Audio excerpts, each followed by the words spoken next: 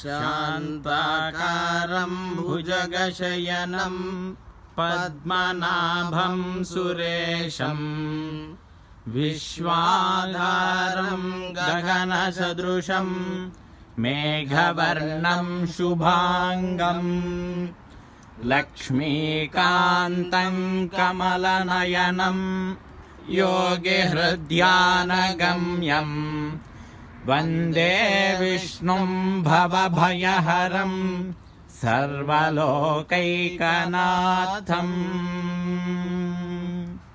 శ్రీరంగం శ్రీ రంగనాథ స్వామి యొక్క దివ్య గోపుర దర్శనం ద్వారా శిఖర దర్శనం పాపనాశనం అన్నట్లుగా ఈ యొక్క దర్శనం వల్ల మన అందరి పాపాలు కూడా నశించాలి, రంగనాథుడి యొక్క దివ్య అనుగ్రహము అందరికీ ఉండాలని ప్రార్థిస్తూ సర్వే జనాః సుఖినో భవంతు.